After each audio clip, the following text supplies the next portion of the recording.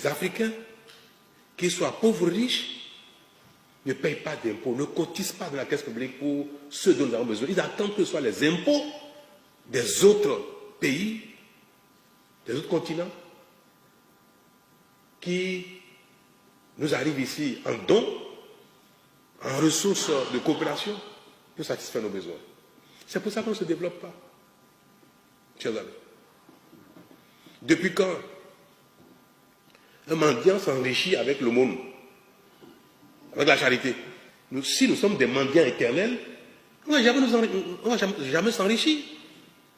Moi, je n'ai pas vu souvent dans ce monde les mendiants, il y a des exceptions peut-être, des mendiants devenir riches, rien qu'en tendant la main, en demandant de l'aumône.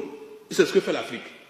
Nous passons notre vie, depuis nos indépendances, à tendre la main, à dire, donnez-nous, sauvez-nous, et avec ça, on va s'enrichir. Mais c'est pour ça que, si on ne fait rien, après nous, nos enfants, nos petits-enfants, nos arrière-petits-enfants vont vivre la même situation que nous, voire pire.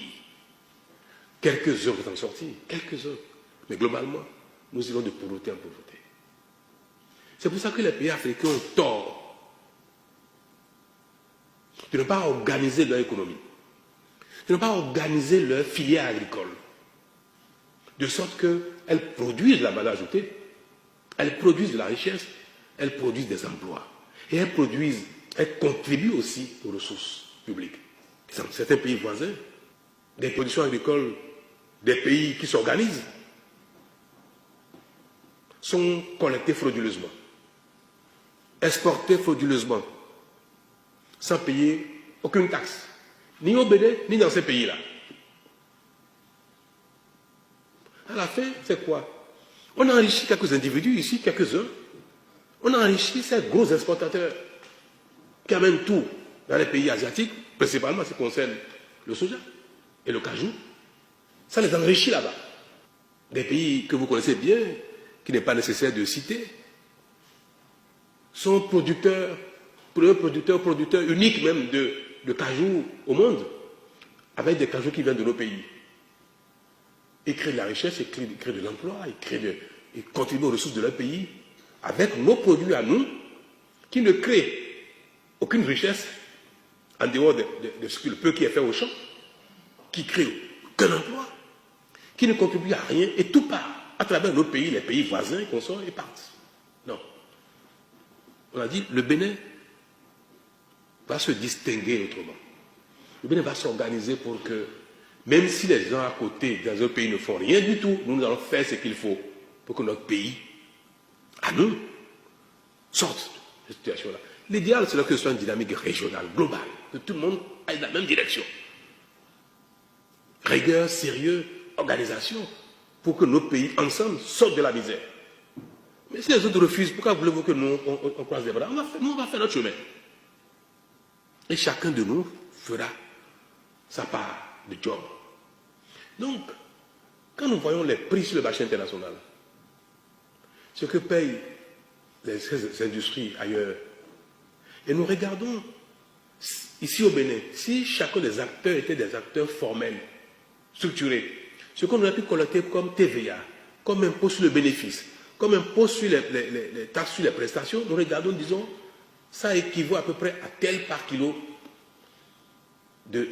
par tonne, par exemple, de soja ou de noix de cajou. C'est avec ces calculs-là que nous fixons la taxe à l'exportation, la redevance à l'exportation.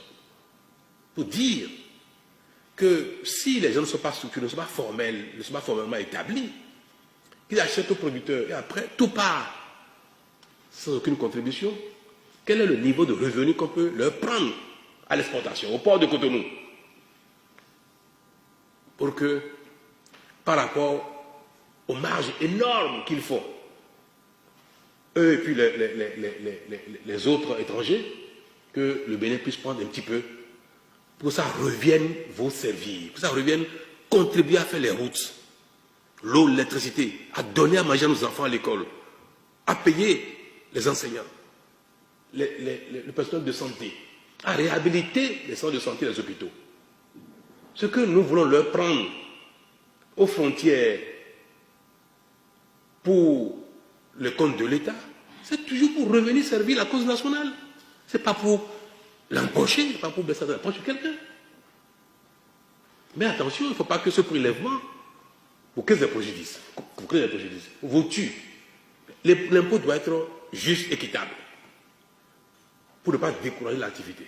Donc, les tâches que nous fixons, les redevances que nous fixons sont bien pensées, bien structurées.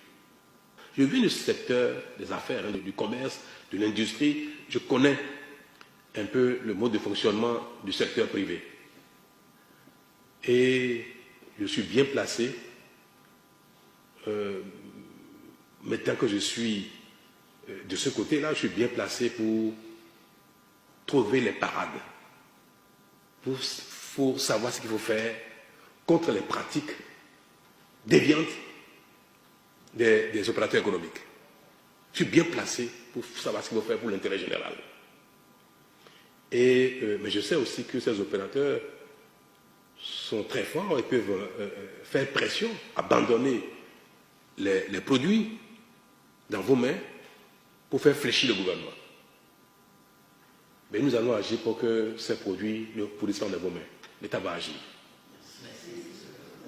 L'État va agir de sorte même que les prix que vous attendez, que les produits soient cédés à ces prix-là, même si ce n'est pas exactement ce que vous voulez, ce ne soit pas loin. Donc, les stocks qui restent dans les bras seront enlevés. Le prix sera bon pour vous. Et nous allons maintenant, à nouveau, reprendre la dynamique